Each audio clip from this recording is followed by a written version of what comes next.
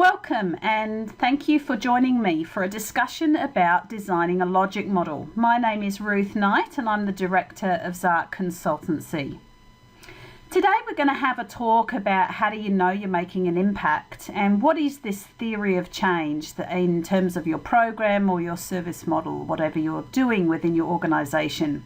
And then we're going to have a chat about why a logic model is good to use in helping us understand what that theory of change is. So first of all, let's talk about how do you know you're making an impact. It's a question that maybe many different people ask you at different stages. Of course, our funders ask us because they want to know whether it's important to invest in your services and your programs. Also, your managers will probably ask you this question because it helps with strategic planning. It helps managers and organisations be accountable for the programs and services that they're delivering. Of course, the board want to also know because it's important in terms of their accountability and strategic planning. And the community ultimately want to know because, should they involve themselves in your programs? Should they trust you as an organisation? And are you being efficient and effective with the funding and the grants that is given to you to put on your services and programs? So it is a really important question, and it's part of good governance that you know whether you're making an impact and whether you're really using your money efficiently enough to create the change that you're trying to within your organisation or your community. Of course, many organisations are trying to do different things, and that's why logic models are good because you can design it uniquely for your organisation. And it doesn't matter whether you're working with people or you're working with the environment or in any sort of any part of the sector, whatever you're doing in your community, you can use a logic model to try and explain what the problem is that you're addressing, what the activities are that you're doing, and then what the change is happening because of your work, because of your programs. So you need to first of all think about what you do and what the change is that you're trying to create. And this is going to help you begin to think about logic models. Now, logic models are particularly helpful in evaluations.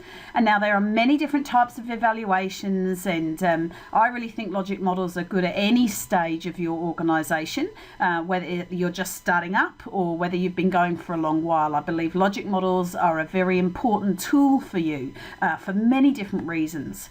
But logic models are particularly helpful if you're doing impact evaluations or sometimes outcome evaluations, because what it does is it helps you think about your program and what you're doing, and that it helps you understand what type of measurement that you might like to look at, because it's very unlikely that you will be able to measure everything that you do or every change that's going on for the people that you work with.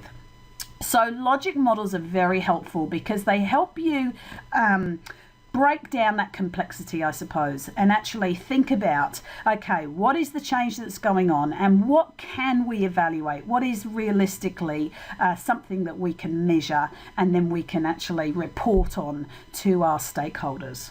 So impact evaluations are a very important part of your organisation. It should be something that you're doing on a continual basis. And if you can get logic models, if you can actually understand how useful they are and what an essential tool they are, then it's going to help you with every part of your organisation. Now, the first thing that we need to do then is obviously to think about planning, to think about who is going to be part of your logic model process. And you might actually want to think about putting a team together even to put your logic model together, because I doubt that it's going to be resting on one person's shoulders. It shouldn't be, because logic models, you want to really invite people's perspectives. You might want to hear different people's views. It's a really good to actually use a collaborative process when you're designing a logic model.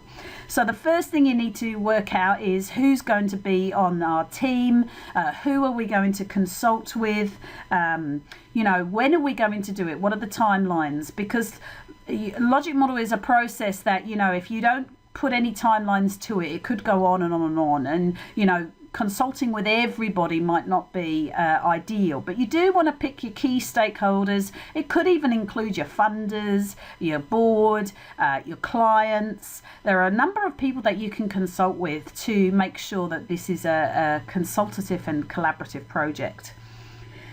Ideally, also in terms of timelines, you want to think about when you're going to do this.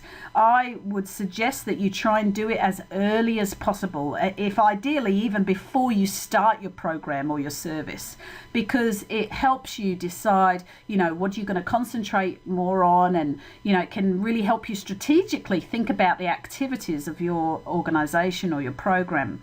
So ideally, a logic model should be done at the very beginning, but it doesn't really matter. Even if you've been going a few years, or you've really been doing this program a long time, it doesn't matter. Start as soon as you can and try and either have a day or 2 days where you consult with people, or spread it over a couple of weeks where you might consult with a few people, but try not make it go too long.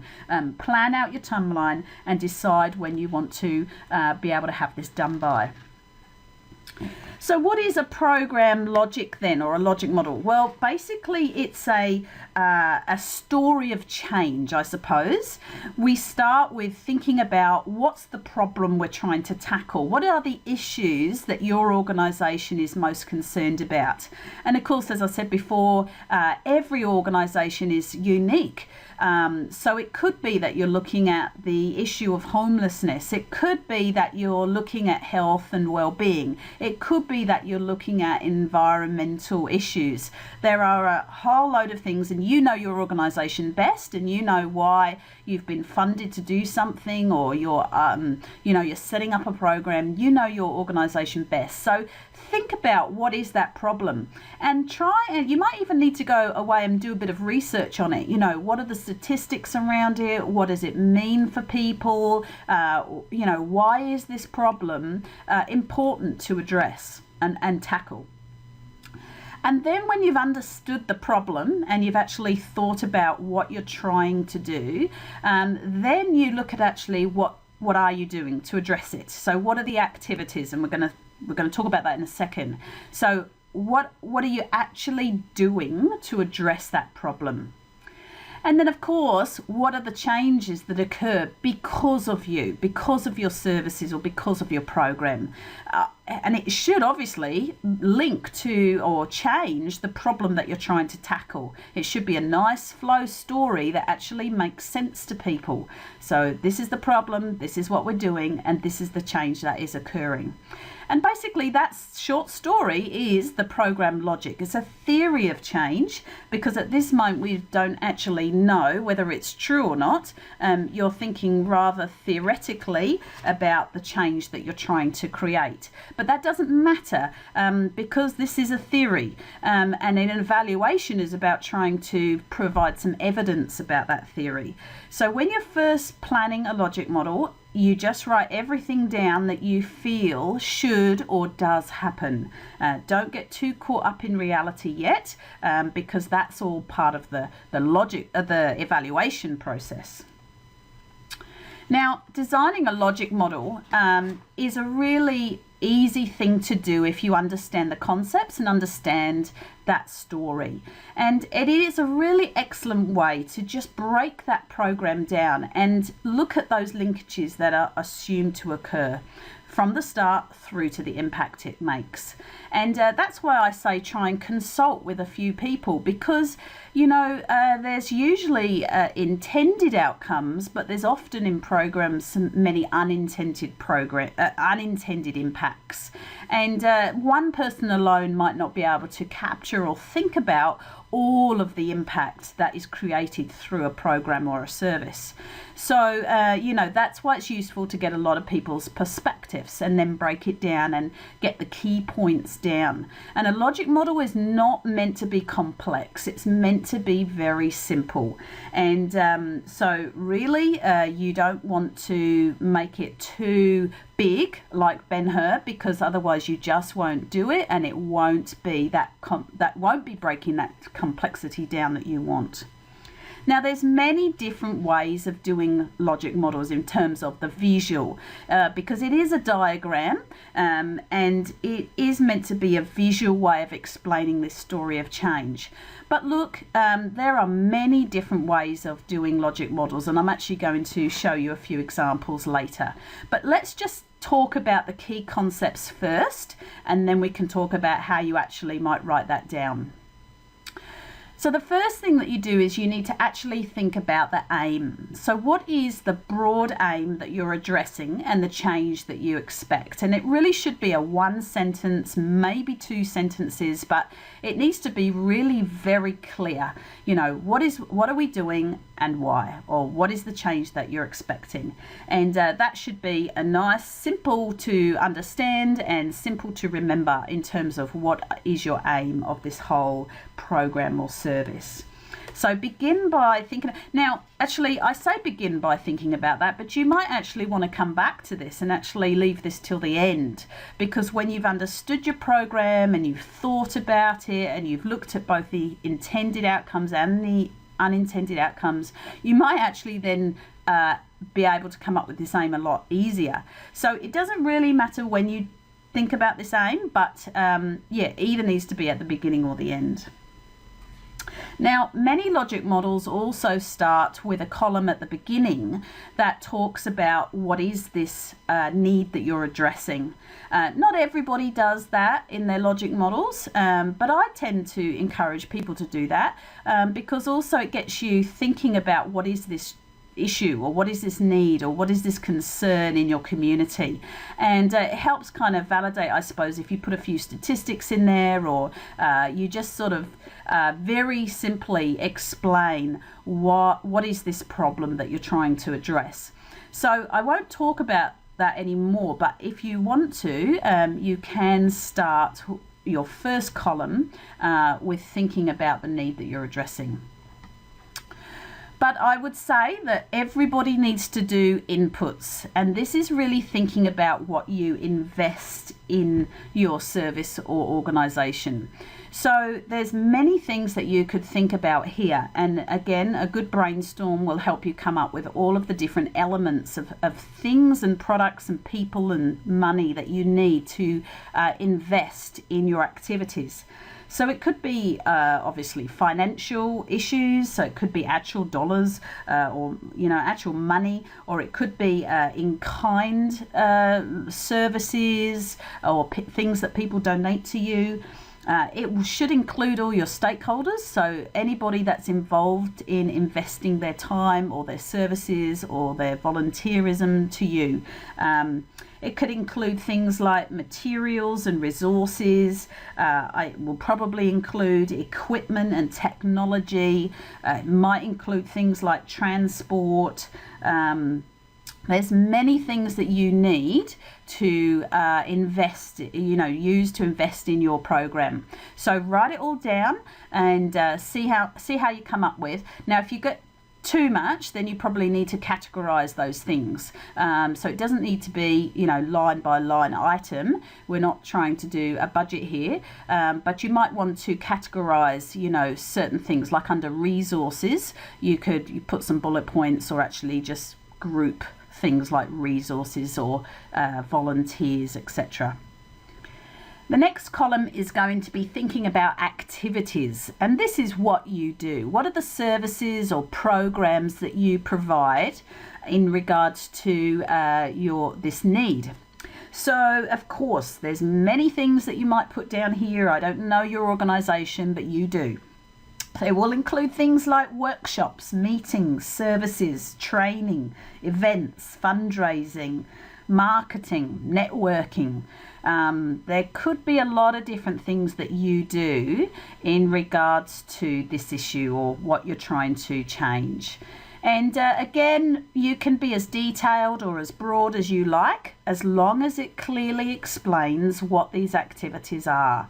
And it's clear to the person who's picking up this logic model what those activities entail. And if you need to categorize, that's okay, but as long as you try and capture the key elements, because we don't really want to miss out on anything. The next column is outputs. Now, some people get outputs and outcomes a little confused, so I want to try and explain what outputs are. Outputs are, first of all, the people who are your beneficiaries, I suppose, the people who are contributing but also receiving some benefit from your activities. And you can also include their satisfaction with the program or the activity. So it might be that you work with children or seniors or families and what they think of your activities, because of course satisfaction is an output, not an outcome, because it doesn't actually explain any change, but it does give you a sense of whether they enjoy participating and how many participate. So you could say, we worked with 50 young people over 12 months, and they were we had a 89% completion rate, something like that. So again, it's a very snapshot in here in the logic model. You don't need to write down every detail, but you do want to give a clear picture of who you've been working with and who are your beneficiaries. And then what are the results? So it might be your attendance levels, your participation levels. It could include how many got a job at the end of your program. It could be how many went on to, do some more training. Whatever the outcomes are or the outputs that you're looking for immediately at the end of your program, or when that person leaves your service or your program. So it really should be quite quantifiable things. It's going to be probably more statistics than not, because it's about things that you can measure right when you're doing the program. But you remember that people that you reach and people that you involve, it might not just be the clients. There might be other people that really benefit from your activities as well. So try and think about that and write down all those people and the results that occurs because of their participation. And the last column is outcomes. Now, I tend to actually split this column into three, which is short outcomes, medium-term outcomes, and long-term outcomes. But it really is up to you and how you want to do it. Short-term outcomes obviously are sort of the more immediate outcomes, and I usually tend to think that that's sort of within the first 6 months of the program ending or the person participating. The medium-term outcomes might be things between 6 months and 3 years. So again, it's quite it's not as immediate, but it's fairly shortly after the program. But it's really about 6 months onwards. And then your long-term outcomes might be your 2 or 3 years later. So those are the really embedded changes that you'll be able to see. And I'll give you some examples of those in a minute. But what are outcomes then? And what are these things that we're looking for in 6 months, 2 years, and 3 to 5 years? Well, it's really about the changes that are occurring because of your program or your service. And as I said before, this could be a whole heap of things, because when you're working with people or working with the community, there's a lot of range of areas that you need to think about. So I'm going to give you a little example of those in a moment to help you think. But also the long-term outcomes, you could actually talk about the word impact, because really that's the long-term impact. So that's what you might have in your long-term outcomes. Now, what are the types of things that need to go in these columns then? Well, here are my three, which is short, medium, and long. And I normally say, short outcomes are the things that you expect to see. And they could be changes in awareness, knowledge, attitudes, skills, opinions, aspirations, motivations, and behavioural intent. Those are the things that are a little bit easier to measure and a little bit easier to collect than maybe your long-term 3 to 5 year changes. But they are very important changes. And of course, remember that this all should be linked back to your issues, back to the reason why you started your service or your organization. So hopefully there's going to be a clear link, and these are things that are related to the change in your issue. And then your medium outcomes are what you want to see. So again, we're getting more sort of deep-seated behavior changes, decision-making, policies, social action, practices. It could be a whole range of things that we're really now seeing in your, 6 months to 3 years, really embedding that change into people's lives and attitudes and behaviors. And then your long-term outcomes, which is now creeping into your impact, I suppose. This is the changes in things like conditions, social, health, economic, civic, and environmental situations. And and those are the harder things to measure, which is why a lot of people don't always evaluate these long-term impacts, or if they do, they have to really make a commitment over 3 to 5 years to measure these changes. And I believe it's very important. But if you've only got a little bit of money or funding, or you've only got a short time to run a program, these are the things that are going to be harder to measure, but they definitely still need to be included in your logic model, because they are your theory, and you really believe that these are the things that you're trying to change long term. So what happens then when we put all of this together? You'll see that if you use a column process, you can see what you invest on the left-hand side, then moving along to what you do, who you reach, the results, what outcomes occur, and what impact you make. And it should look like a nice visual diagram. Now, arrows help because arrows help to show the linkages, and especially if you do a lot of different types of activities, or there's different people involved in different activities. So it can sort of help you using those arrows to show those linkages, but you don't have to. And as I said, I've seen lots of different logic models. It doesn't have to look like this. It can be from top to bottom, from bottom to top. It can go around in circles. And what I did was I just sort of thought I'd put a few together just to show you that different people do this in different ways. There's no set standard. Well, there's a few principles, and I'm going to tell you those in a moment, but there's no set standard about how you should do this. So this is the first one. This is a logic model used in the evaluation of a children at risk program. And you can see, they've got boxes, but they're definitely using their arrows to show the different activities they're doing. They've talked about their target population on the left. They've called resources, their inputs resources. But they've also got type and level of program impact inputs as well. So yeah, look, that's an interesting one, and but it does really give you a nice snapshot of who they're working with, what they're doing, and what their intermediate outputs are, and then what their outcomes are. So a nice one there.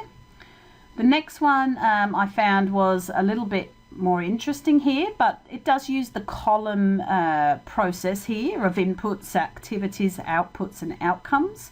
But they've used circles and different types of arrows and different shapes, so a little bit more like a flow chart, I suppose, to explain their program that is preventing the initiation of tobacco use amongst young people. That's a nice one.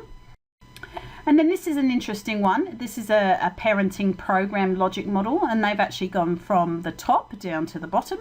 They've talked about the different components in their program, and then what their activities and outputs are together. They've talked about target groups. They've looked at short-term outcomes and then long-term outcomes, but you can see they're following those components down through by their arrows. So that's a different one again.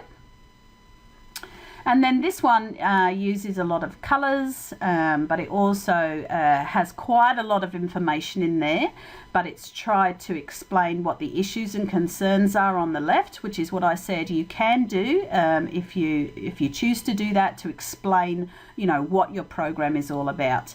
And then they've actually used short to medium term outcomes in one column through to the long term impact. So that's the Pajama Foundation, and their program was to improve the literacy and educational outcomes of children living in care. So I wanted to use the Pajama Foundation's logic model to give you a little bit more of an in-depth insight into how they've done their logic model and how you can do it too if you so choose. But as a good example, I suppose. Now, the Pajama Foundation have explained that their aim is to improve the literacy and educational outcomes of children living in care. So a nice short sentence that talks about what they're doing and what they're trying to change and who for. Now, I've just picked out two of their boxes around the first column they did, which was the issues and concerns.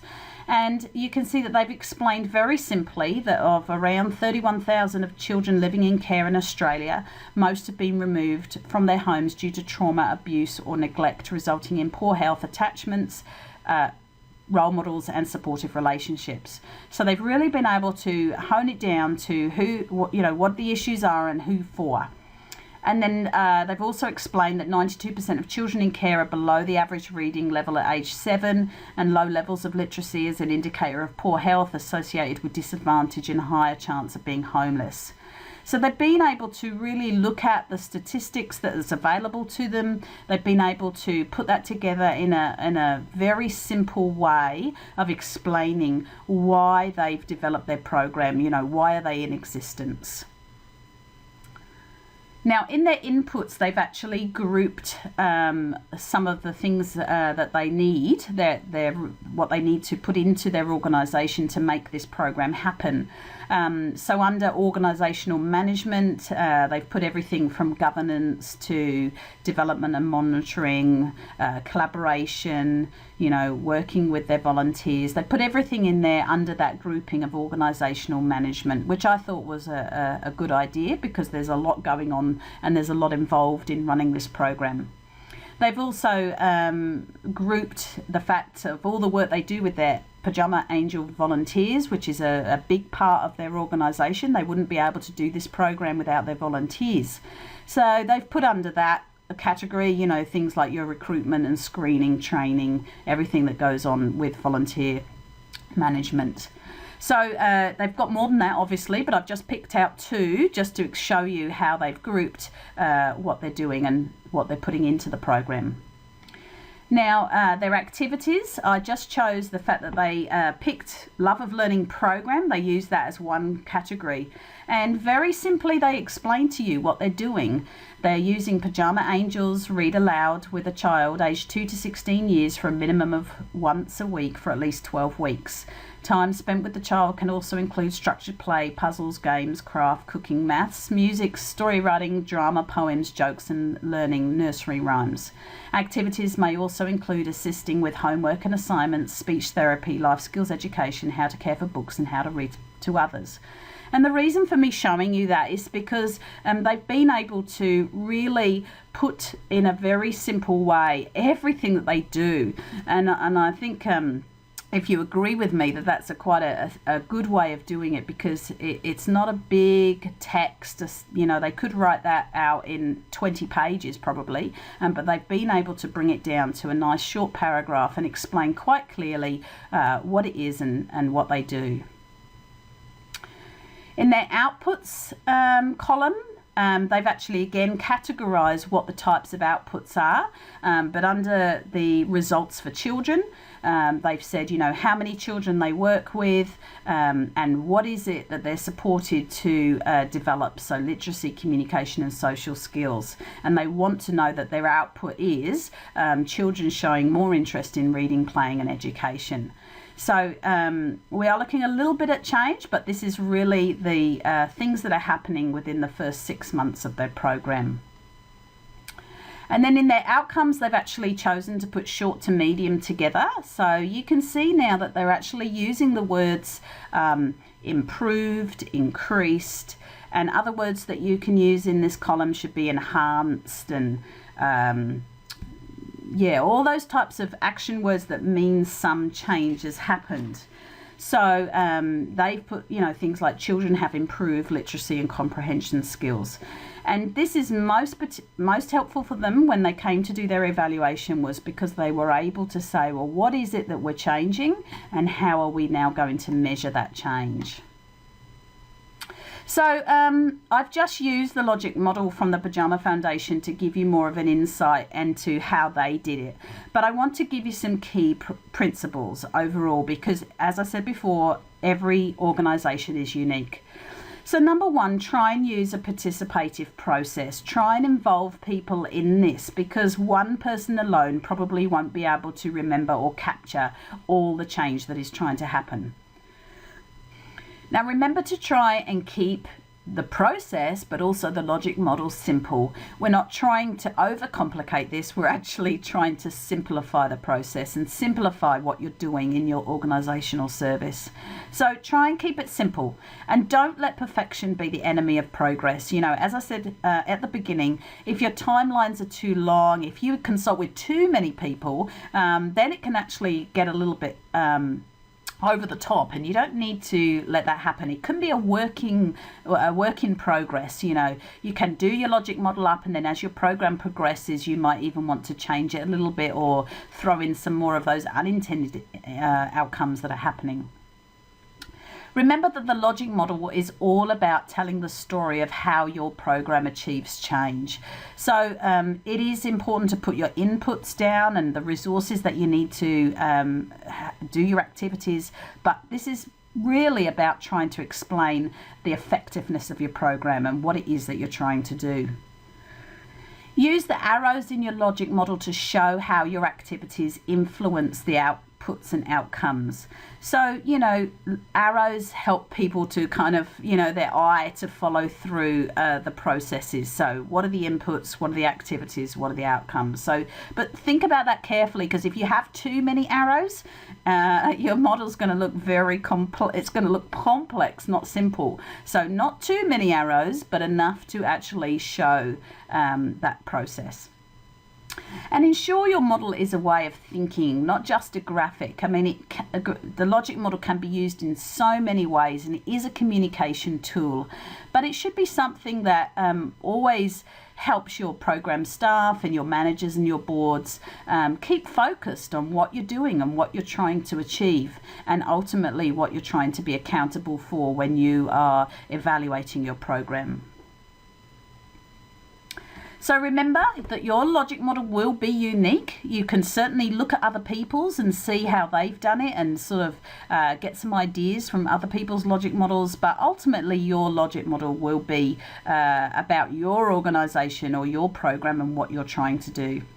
You can be creative. There are many different ways to do logic models. As long as it makes sense to you and to other people, then there's no set standard about how you have to do it.